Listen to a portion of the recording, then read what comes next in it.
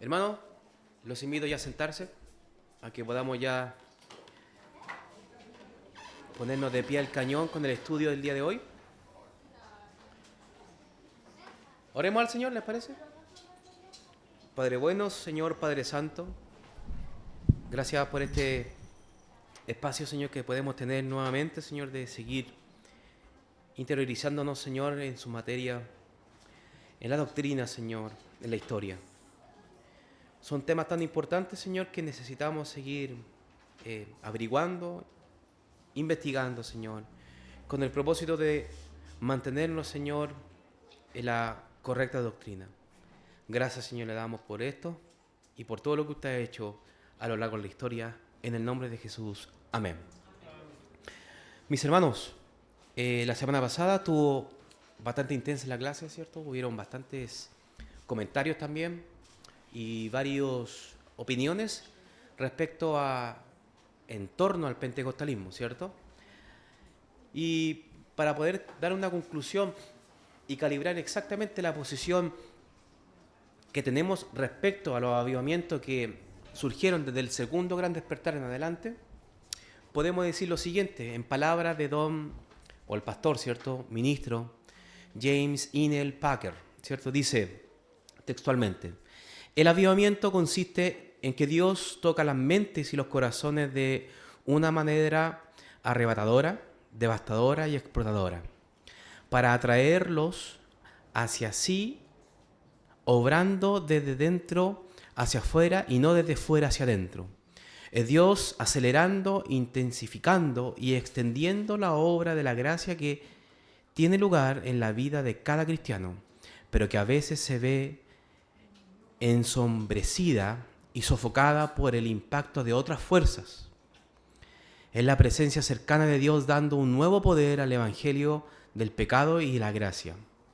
Es el Espíritu Santo sensibilizando a las almas a las realidades divinas y generando así respuestas profundas a Dios en forma de fe y arrepentimiento, alabanza y oración, amor y alegría, obra de benevolencia y servicio e iniciativas de alcance e intercambio. Es un concepto tal vez profundo respecto a qué es verdaderamente un avivamiento y que también tiene aspectos que menoscaban, malinterpretan, ¿cierto?, y dañan también el movimiento. Los 10 elementos de un avivamiento, hermanos, según Packer, son los siguientes, son 10. El pastor Elías de Puerto Montt dio 8. Aquí tenemos 10, ¿cierto? Según Packer dice lo siguiente, para algunos que no conozcan, que en este pastor, ¿cierto?, un pastor anglicano de la Low Church, bien reconocido, ¿cierto?, en el mundo calvinista, histórico, ¿cierto?, y referente también de varios escritos y varios comentarios que ha hecho él y ha contribuido también al movimiento, ¿cierto?, ha contribuido en este caso a la Iglesia de Cristo.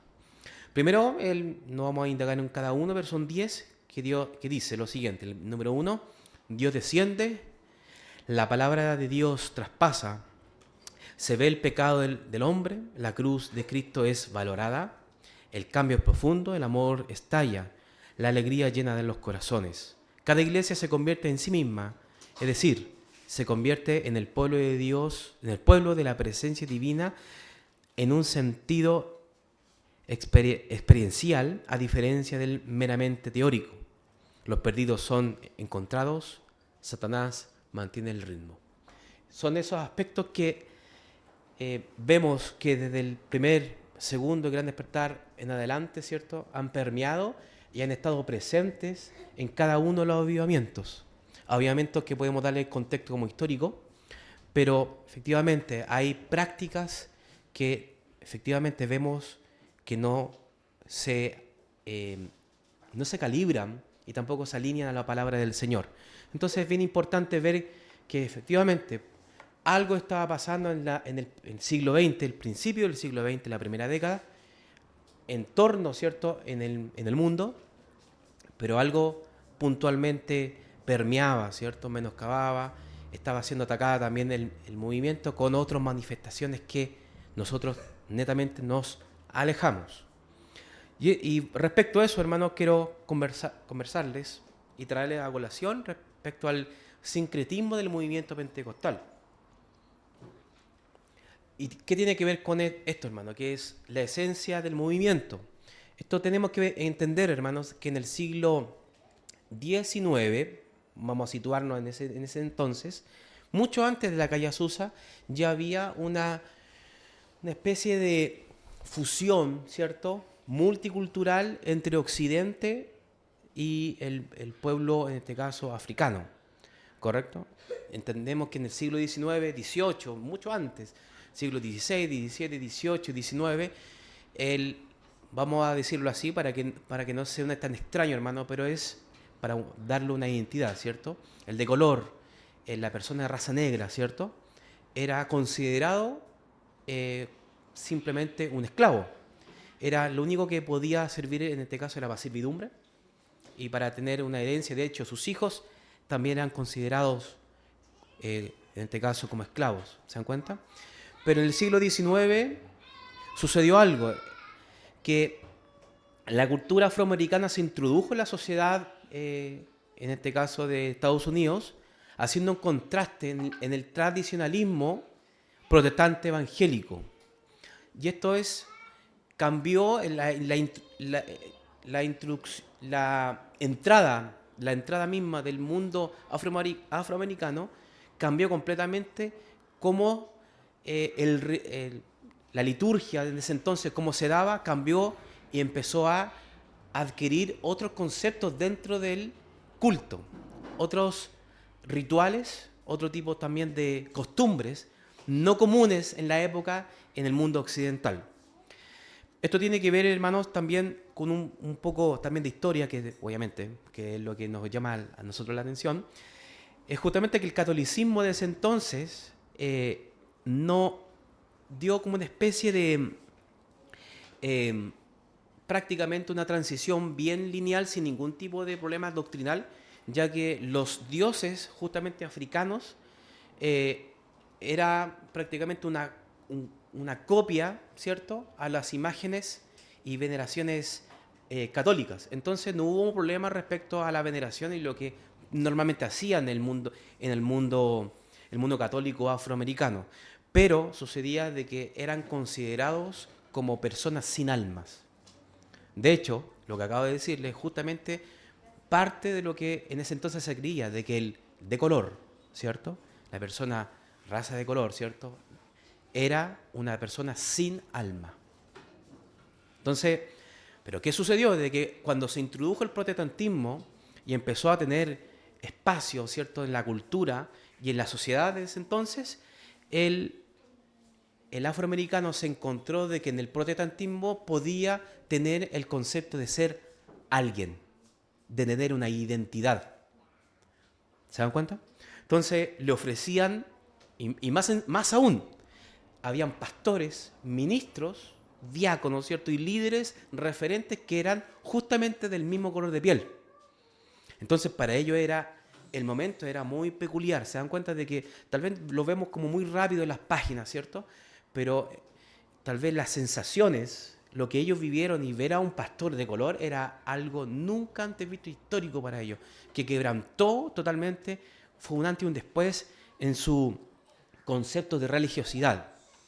El único espacio, ¿cierto?, donde el negro era considerado libre era la iglesia protestante. En ningún otro espacio, en el siglo XIX. Mucho antes del evento de la calle Azusa, la presencia afroafricana esclava estaba ganando terreno en otras denominaciones, como también la metodista. Habían iglesias metodistas, como había esta segregación, ¿cierto?, habían iglesias negras, iglesias y también blancos, ¿cierto? Y la iglesia negra era muy distinto, en este caso, cómo se llevaban, en este caso, los cultos. Incluso adoptaban cosas que eran muy poco inusuales para el occidental común. Y bueno, y el movimiento pentecostal inicialmente de santidad fue una de las puertas abiertas, ¿cierto?, a la libertad de expresiones africanas, donde las danzas, la música, los rituales, los discursos, ¿cierto?, itinerantes de ese momento llevaron una mezcla de liturgias, cultos, de distintas dominaciones protestantes, que en este caso fueron las históricas. Se permeó de la cultura africana muchas denominaciones que son consideradas históricas. Este evento multicultural generó cambios en los desarrollos de los cultos, como lo fue puntualmente la himnología, la música síncopa, tal vez un concepto que tal vez muy técnico, pero ese concepto lo podemos ver en la música gospel. De la herencia histórica musical del protestantismo con la himnología, ¿cierto? Como nosotros lo vemos en nuestros himnarios, ellos empezaron a tener autenticidad, ser autóctonos, ¿cierto? En la creación y los ritmos que ellos estaban generando en las iglesias. ¿Te das cuenta? Entonces, la música cristiana negra pasó a llamarse gospel, que es una identidad que se gestó en los Estados Unidos. Y por eso hoy en día era muy común, ¿cierto? Y de hecho, no sé si ustedes han visto alguna entrevista de actores, ¿cierto?, afroamericanos que comúnmente cuando eran niños iban a la iglesia. Muy común. ¿Se dan cuenta? Entonces, apropiado comentar respecto a este sincretismo. Ahora, ¿por qué tuvo un crecimiento importante el pentecostalismo en América? Y ahí también sería otro aspecto dentro de estos brazos que tenemos que también analizarlos. Cada país tiene un contexto diferente. Eso es crucial. Y recordemos que Latinoamérica tiene un contexto mayoritariamente católico. De hecho, muchos de los misioneros no veían a Latinoamérica como un blanco o como un objetivo, porque se consideraba cristiana, pero no cristiana protestante, ¿cierto?, o evangélica, sino que una cristiandad romana, católica romana. Varios de los países de Latinoamérica fueron influenciados, ¿cierto?, por muchos misioneros, la llegada de misioneros, y en este caso muy notablemente por la presencia justamente y sobre todo la llegada del movimiento pentecostal en toda Latinoamérica. Esto tiene que ver, ¿cierto?, que ellos llegaron a sectores vulnerables donde no llegaba la salud, no llegaba la educación, ¿cierto?, en los sectores marginados en la sociedad, y justamente el pentecostalismo llegó ahí. El pentecostalismo también responde y canaliza la religiosidad popular, incluso recibiendo una migración muy alta, hermanos, de católicos directamente llevados al pentecostalismo. No con una transición, ¿cierto?, de tal vez de alguna... obviamente que hay casos, ¿cierto?, pero hubo una migración directa, no una transición a una denominación protestante histórica como el metodismo, como el bautista, ¿cierto?, y pasaron al pentecostalismo. No, fue directamente del catolicismo directo, duro, ¿cierto?, latinoamericano, español, directamente al pentecostalismo. La expansión misionera tuvo a cargo hombres y mujeres sin mayor formación académica. Es una realidad, porque ellos le daban la importancia totalmente a la experiencia y a las señales del Espíritu Santo. Muchos de ellos, de hecho el hermano Ignacio nos compartía una vivencia personal, no, mentira, una vivencia que él decía de que en algún momento, en algún lugar, ¿cierto?, él leyó de que muchos misioneros llegaban a lugares sin prepararse en el idioma, pensando justamente que iban a vivir el Pentecostés y que iban a empezar a hablar la lengua nativa, en este caso, del lugar. Y no fue así. Entonces, es así como se gestó, ¿cierto?, esta ramificación de el pentecostalismo por toda Latinoamérica. Ofrecía el mensaje del Evangelio, pero con un concepto, con un aditivo distinto, ¿cierto? Es como el café, ¿cierto?, pero puede ser capuchino, ¿cierto?, que le da una distinción, un mensaje distinto a lo tradicional que se estaba escuchando, que era el mensaje que era un evangelio con poder, ¿cierto? Muchas veces nosotros lo hemos escuchado, pero es prácticamente un estandarte y un distintivo dentro del pentecostalismo de que es un evangelismo o el mensaje del evangelio, pero que tiene que ser con poder, un eslogan casi publicitario, ¿cierto? Pero ellos efectivamente lo creen. Se generó un concepto de pentecostalismo autóctono, ¿cierto?, que fue influenciado por el pentecostalismo internacional. Muy importante esto, hermano. El pentecostalismo tiene dos líneas y en Latinoamérica se gestó una muy importante. Los misioneros eran netamente de otros países, ¿cierto? En este caso, particularmente de Estados Unidos o de otro lado del globo, ¿cierto? Y Latinoamérica recibía a estos misioneros. Hubieron bastantes conflictos en varias misiones, aparte de netamente de lo que estamos hablando, el pentecostal, de otras misiones, tanto bautistas, metodistas, que tuvieron problemas justamente con este tema, de que ya el misionero extranjero era visto con malos ojos, era visto ya como una influencia extranjera. ¿Por qué? Porque la idiosincrasia justamente latinoamericana es muy, pero muy nacionalista. Muy nacionalista. Entonces, hubieron misiones, justamente una de ellas que fue la pentecostal, que cambió esa forma de operar dentro de las misiones. ¿Y qué ofreció? Misioneros que eran enviados desde afuera, de forma internacional, ¿cierto? Extranjeros, llegaban al lugar y levantaban a pastores locales, misioneros locales. Y ahí empezó a generarse, a gestarse estas misiones locales que finalmente fueron denominaciones que nacieron a base de la influencia extranjera, pero ya con personas, pastores, ¿cierto? Indígenas, pastores criollos, ¿cierto? En este caso, propiamente de la nación, en distintas partes del mundo. Pero fue así como se gestó y cómo empezó a ramificarse el movimiento.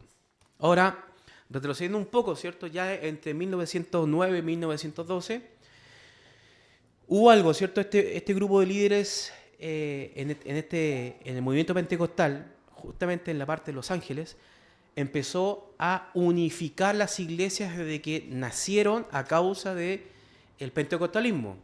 Recordemos que el movimiento de santidad migró, ¿cierto?, al pentecostalismo, ¿cierto? Y el movimiento pentecostal no está unificado. Eran iglesias individuales, independientes unas de otras, ¿cierto?, que habían simplemente amistades, pero eran distintos, plagados, ¿cierto?, por distintos lugares de las calles de los Estados Unidos. Pero no estaban unificadas en doctrina, no estaban unificadas en apoyo, no eran un ministerio completo, ¿se dan cuenta? Todavía no estaba organizado. Entonces, ¿qué sucedió? Desde que empezaron, ¿cierto?, en esta década, ¿cierto?, sirvió como un centro, Chicago sirvió como un centro teológico donde las misiones mundiales empezaron a tener esta unificación del movimiento. Se formó, gracias a esta unificación, se formó una alianza, y esto comúnmente nosotros lo conocemos como la Alianza Cristiana y Misionera. Y otras, también se empezaron a fusionar otras iglesias, ¿cierto?, como la del movimiento de fe apostólica, que justamente que viene de la calle Azusa, y traía también seguidores del sureste rural, la Alianza, ¿cierto?, y otros pentecostales justamente de Chicago, que esos dieron como resultado la Asamblea de Dios, que tal vez la más conocida dentro de los movimientos más grandes y organizaciones más grandes pentecostales, ¿cierto? Esta fusión fue, como habíamos dicho, del movimiento Fe Apostólica, los pentecostales de Chicago, los pentecostales de la Alianza Cristiana y Misionera, y esto generó un concilio, ¿cierto? Esto no es un concilio como tal vez lo conocíamos históricamente, un concilio ecuménico, ¿cierto?, sino que fue como una asamblea para la Asamblea de Dios, ¿se dan cuenta? Donde estos principales ramas, ¿cierto?, del pentecostalismo de Estados Unidos generaron este concilio. Esto generó en 1914, se reunieron, ¿cierto?, en la sede de Stone. Voy a retroceder en la presentación, que es justamente este lugar que estamos viendo en pantalla, esta iglesia, Stone Church, ¿cierto? Y firmaron un pacto de cooperación, oración, finanzas compartidas con el objetivo de la más grande evangelización que el mundo haya visto. Eran bastantes iglesias, mucha gente, hermano. La convocatoria de este concilio fue un llamado a la unión y a la colaboración entre diversas facciones del pentecostalismo. Este pentecostalismo tiene de tinte evangélica, no wesleyana, no metodista, pero sí dispensacional. ¿Correcto? Muy parecido, y eso es la herencia que vemos nosotros a causa del movimiento de santidad. Pero hay algo importante, hermanos. Había muchas iglesias, Pero ¿qué sucede cuando un movimiento empieza a unificar? Empiezan netamente los problemas, justamente lo que hablando nuestro pastor el día de hoy, los problemas doctrinales. Bueno, inició esta asamblea y ya venía con conflictos. Bueno, la aparición, hermanos, dentro de las asambleas, ¿cierto? Hubo, ¿cierto?, doctrinas fundamentales que estaban siendo atacadas. Como por ejemplo, la enseñanza de la unicidad o el pentecostal unicitario o unitario. Habían pentecostales, hermanos, de ese entonces, que viene de esta fecha, ¿cierto?, que ya no creían en la Trinidad. ¿Se dan cuenta? Entonces ahí ya nos estamos enfrentando a un problema súper grave que la Asamblea de Dios, ¿cierto?, en un inicio casi gestándose, ¿cierto?, tuvo que abordar. Esta doctrina, hermanos, de la Trinidad, todos entendemos hasta el día de hoy, en general, ¿cierto?, que es ortodoxa, no transable, o es un dogma para nosotros, ¿cierto?, que no se puede, en este caso, mover para ningún lado. Y esta doctrina, ¿cierto?, generó que la Asamblea tuviese que declarar, ¿cierto?, hacer un documento formal que se llama la Declaración de las Verdades Fundamentales. Y la vamos a revisar. Y como consecuencia, en este caso, el movimiento de fe apostólica, de donde venía esta rama pentecostal unicitaria, fue y se separó, ¿cierto? Y ellos tuvieron también su ramificación, pero se apartaron del movimiento oficial de la Asamblea de Dios. Bueno, esto generó bastantes problemas, hermano. Para precisar, problemas en este caso de la forma en que se bautizaba. Nosotros entendemos que, de hecho, nosotros vivimos y presenciamos, ¿cierto?, los bautismos que se hacen en el nombre del Padre, Hijo y el Espíritu Santo, ¿cierto? Los unicitarios no creen eso, sino que solamente lo hacen por el nombre de Jesús, ¿correcto? No lo ven, ¿cierto? Eso afecta la fórmula del bautismo, ¿cierto? Y ataca netamente a la enseñanza apostólica. Pero a grandes rasgos, hermanos, esta rama, ¿cierto?, se separó y gracias, ¿cierto?, al avance y trabajo que hicieron en este caso los principales líderes, el movimiento pudo colar en este caso la doctrina y separar lo que era, en este caso separar lo que no era ortodoxo, ¿correcto? Ahora, la declaración de la Asamblea de Dios, que se llama el Concilio General de la Asamblea de Dios, Declaración de Verdades Fundamentales, es un documento de 16 capítulos donde dan, en este caso, un resumen, ¿cierto? Y aquí empezamos, ¿se acuerdan que les dije hace ya meses atrás de que las confesiones de fe iban a empezar a menguar, iban a ser más cortas, ¿cierto? Wesley hizo los 25 puntos, ¿se recuerdan? En este caso los 25 puntos del metodismo de la Iglesia Metodista. Ahora nos estamos enfrentando a 16 puntos. Revisémoslo, a ver qué títulos tienen. Y les traje también algunos que me encantan sobre todos estos temas para poder ver de la médula, verlo directamente desde ahí, a qué se refiere cada uno de ellos. Primero, dice el capítulo 1, la inspiración de las Escrituras. Capítulo 2, que está al derecho, ¿cierto? Dice, el único Dios verdadero. Capítulo 3, la deidad del Señor Jesucristo. Capítulo 4, la caída del hombre. Capítulo 5, la salvación del hombre. Capítulo 6, las ordenanzas de la Iglesia. Capítulo 7, el bautismo en el Espíritu Santo. Capítulo 8, la evidencia física inicial del bautismo en el Espíritu Santo. Capítulo 9, la santificación. 10, la Iglesia y su misión. 11, el ministerio. 12, la santidad divina. 13, la esperanza bienaventurada. 14, el reino milenario de Cristo. 15, el juicio final. Y el 16, los cielos nuevos y la tierra nueva. Algunos que me llama bastante la atención, se los traje. El capítulo 6 dice lo siguiente, la ordenanza de la Iglesia. Dice, el bautismo en agua. Las Escrituras establecen la ordenanza del bautismo en agua por inmersión. Todos los que se arrepienten y creen en Cristo como el Salvador y Señor deben ser bautizados. De esta manera declaran ante el mundo que han muerto con Cristo y que han sido resucitados con Él para andar en nueva vida, ¿cierto? Aquí inmediatamente nos damos cuenta de que es muy distinta a lo que inicialmente el metodismo abrazaba. ¿Se dan cuenta que se alejaba de la herencia metodista? El metodismo abraza la aspersión de infantes, el bautismo de infantes por aspersión. ¿Se dan cuenta? Entonces aquí es algo bien peculiar, distinto. La cena del Señor, que ellos dicen que consiste en la participación de las especies eucarísticas, perdón, el pan y el fruto de la vid, que es el símbolo que expresa nuestra participación de la naturaleza divina en nuestro Señor Jesús. Un recordatorio de sus sufrimientos y su muerte, y una profecía de su segunda venida y el mandato para todos los creyentes, hasta que Él venga. Eso es lo que ellos dicen. El capítulo 8 dice lo siguiente: la evidencia física inicial del bautismo del Espíritu Santo, y eso es algo bien peculiar, por eso es prácticamente lo que me llamó la atención, ¿cierto?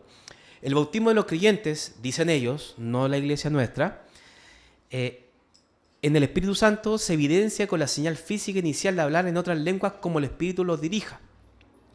El hablar en lenguas, en este caso, es esencialmente lo mismo que el don de lenguas, pero es diferente en propósito y uso, ¿cierto? Obviamente que eso nosotros no lo tenemos en la confesión de fe, pero ellos sí lo tienen en su declaración justamente de fe. Capítulo 9 dice la santificación. La santificación es un acto de separación de todo el mundo, de todo lo malo y la dedicación a Dios. La Biblia prescribe una vida de santidad sin la cual nadie verá al Señor, por lo cual, por el poder del Espíritu Santo podemos obedecer el mandato que dice: sed santo porque yo soy santo.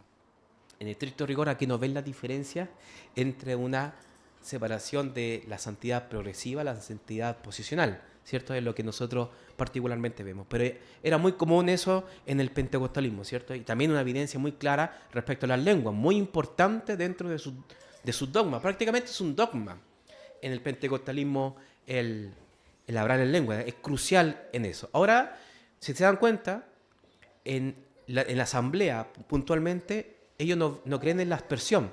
Pero aquí en Chile se dio la aspersión de infantes, ¿cierto? El bautismo de infantes. Pero aquí en Chile, el metodista pentecostal inicialmente sí bautizaba niños.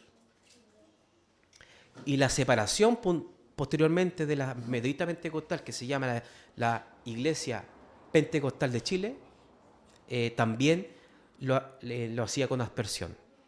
El bautismo de infantes. Eso tiene que ver la herencia del pastor William Hoover. ¿Se dan cuenta? Por eso les digo que es muy distinto en cada país el contexto en este caso del pentecostalismo. Ahora, aquí en Chile es muy distinto, muy peculiar, muy distinto a los demás países, porque se tomó un tipo de pentecostalismo mucho más metodista que netamente pentecostal de la calle Azusa. ¿Se dan cuenta?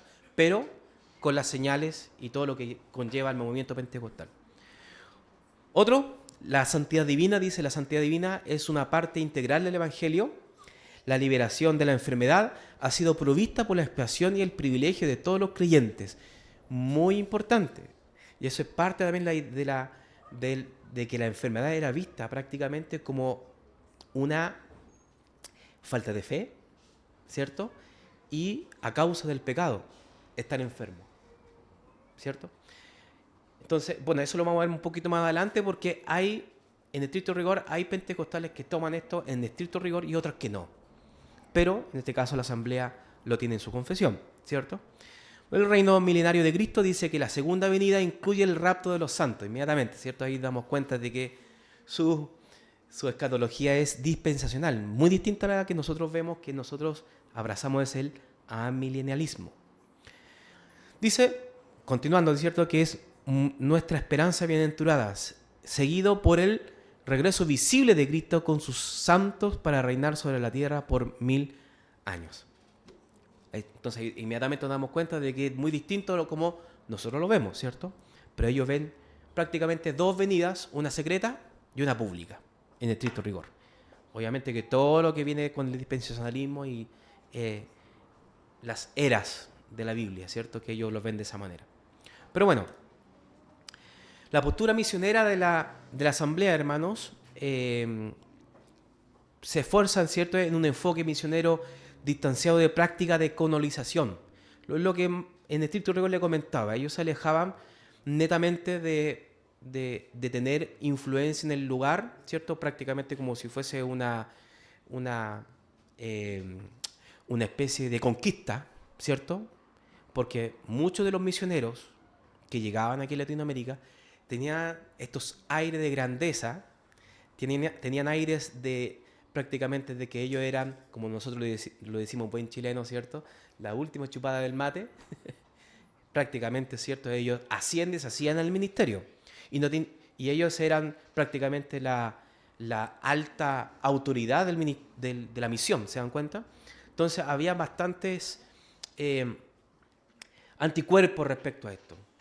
Entonces la asamblea tomó una posición bastante no de ingerir en las decisiones, ¿cierto? Obviamente que los primeros movimientos tenían que generar misiones, pero la administración, después el rodaje de la administración de estos ministerios era hecho por gente autóctona, o sea, chilenos o latinoamericanos, ¿cierto? En este caso, latinos. Entonces ellos se alejaban, ¿cierto?, del imperio eclesiástico, como podríamos decir.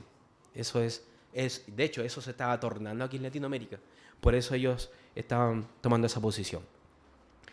Bueno, la posición misionera, netamente de la preparación, misionera en este caso de la asamblea, que a pesar en la preparación misionera ministerial, inicialmente se enfatizaba más en la experiencia práctica que en la formación académica. Con el tiempo empezamos, obviamente, que esto se empieza a aprender. El movimiento estableció programas de formación que fueron accesibles para todos los creyentes sin importar su nivel de educación ni sexo, que eso es algo también crucial. Hoy, ¿cierto?, hoy en día se acerca de 360.000 congregaciones alrededor del mundo, lo que convierte esta dominación de la Asamblea de Dios en una de las más influyentes, las más grandes que hay a lo largo, en este caso, del mundo. Ellos creen también en el sacerdocio, en este caso universal, de todos los creyentes.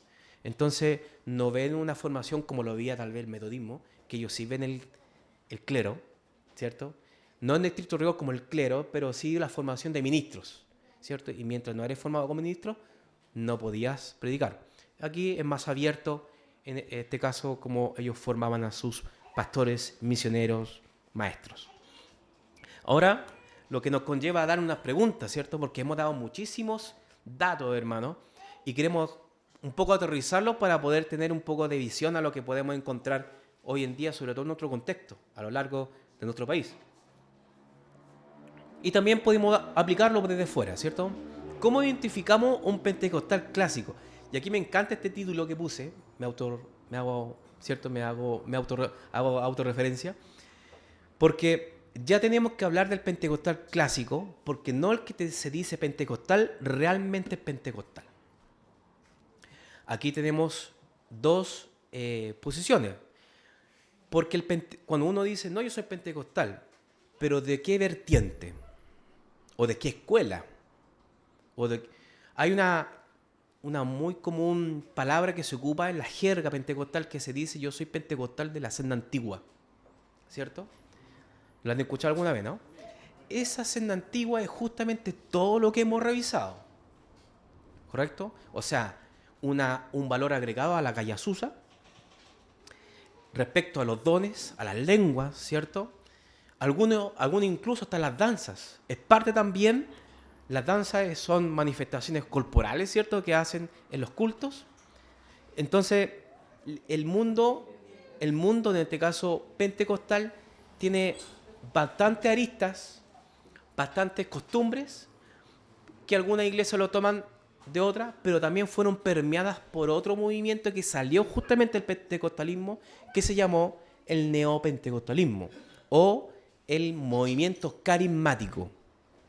De hecho, muchas iglesias que fueron formadas pentecostales inicialmente, con el tiempo empezaron a capturar ciertas doctrinas del neopentecostalismo que inicialmente en el pentecostalismo clásico no estaban.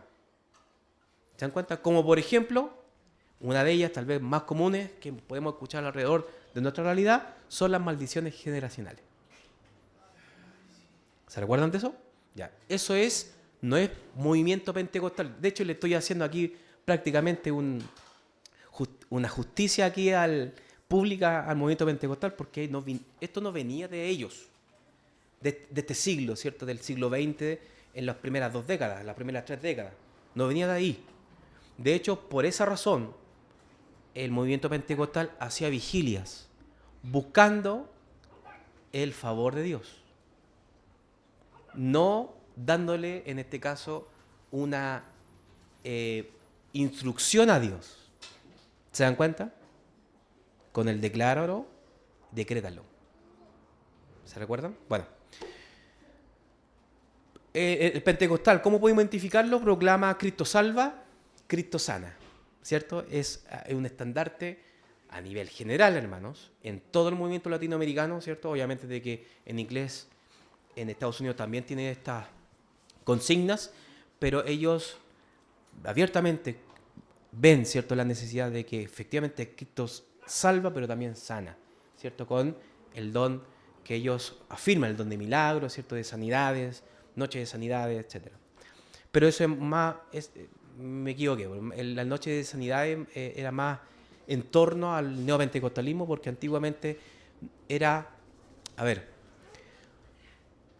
más un aditivo como a la suma, ¿cierto? Ellos predicaban el evangelio y ellos podían o no podían tener sanidades. No era una ley, ¿cierto?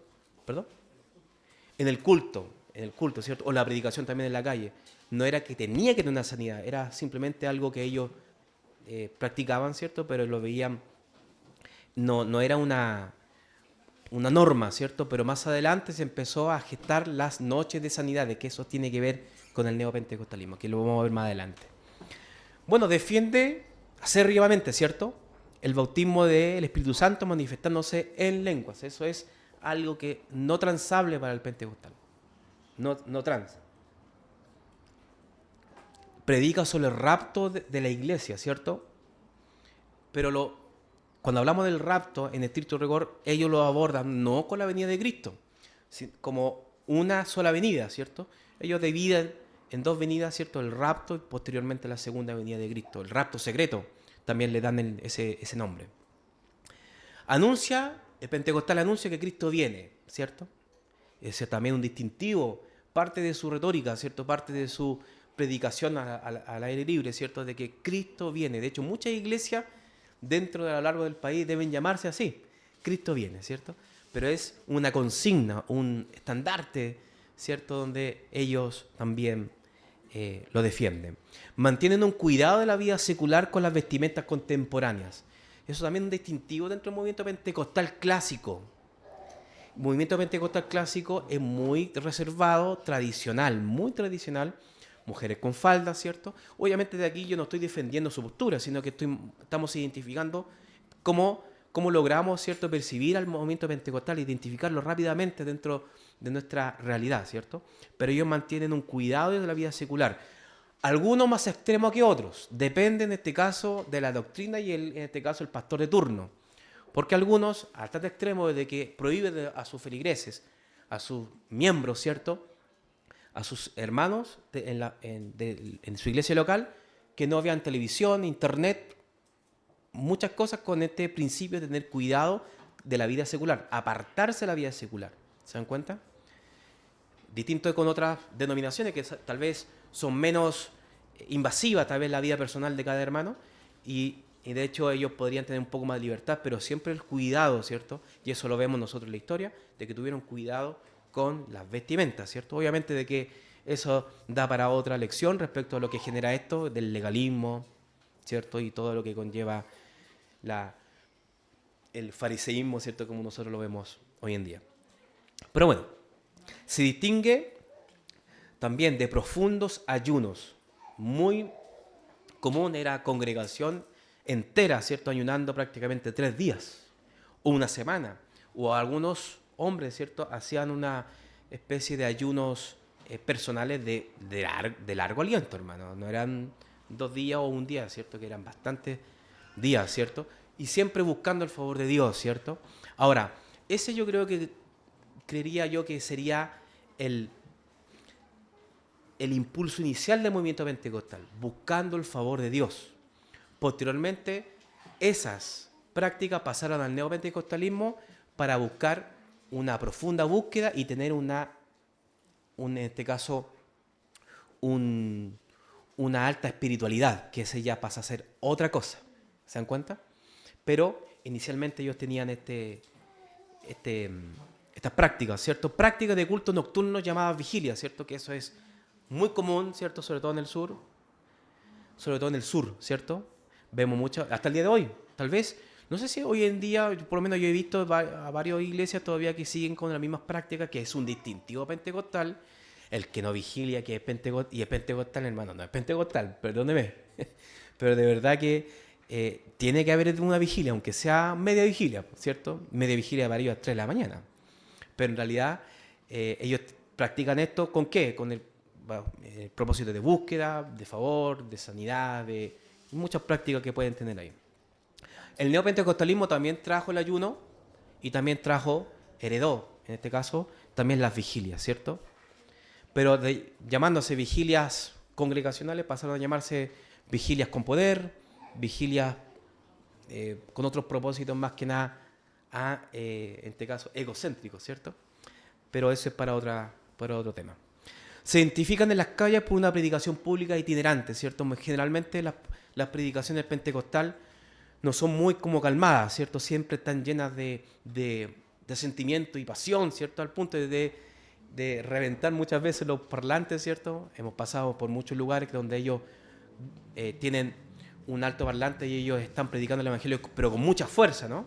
Con mucha fuerza. Yo creería que ese sería como uno de los distintivos prácticos de su cultura, ¿cierto? De la forma en que ellos predican el evangelio. Y es así, hermanos, como dejamos un tanto al lado, ¿cierto? El pentecostalismo clásico, ¿cierto? Más adelante lo vamos a retomar con el pentecostalismo ya abiertamente, viéndolo aquí en Chile, ¿cierto? Con el protestantismo acá en nuestro país, ¿cierto? Porque vamos a tener que ver y avanzar en el tiempo donde ya el neopentecostalismo tomó ya forma y tomó fuerza, ¿cierto? Recordemos de que estábamos nosotros en 1914, 20, 30, el 40 y ya empieza la tecnología a avanzar. Y donde hubo un avance real y muy significativo en el mundo, ¿cierto?, evangélico, fue la llegada de la radio y la llegada de la televisión. Dos cosas importantes que sirvieron, ¿cierto?, para la difusión de bastantes programas de televisión, ¿cierto?, que ayudaban, y de hecho salió como un nuevo ministerio, porque ya no era el evangelista, sino que ya era el televangelista, ¿cierto?, donde varios exponentes bien conocidos ya salen aquí al encuentro.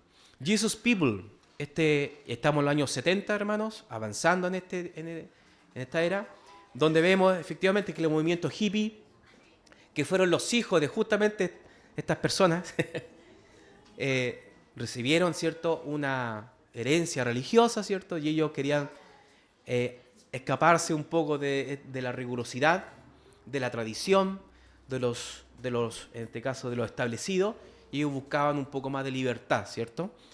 Justamente se reconoce en 1970 que este grupo también con tintes neopentecostales, pero que que venía de la mano del cambio cultural de ese momento que estaba sucediendo en Estados Unidos y en el mundo con el movimiento hippie, ¿cierto? Que ellos hacían esta insignia, ¿cierto? ¿Se acuerdan? Amor y paz. Era parte también y también el cristianismo se permeó también de este movimiento. Y así avanzamos, hermanos, hasta llegar ya al movimiento neopentecostal o movimiento carismático que tenemos que revisarlo, ¿cierto? Amén, hermanos.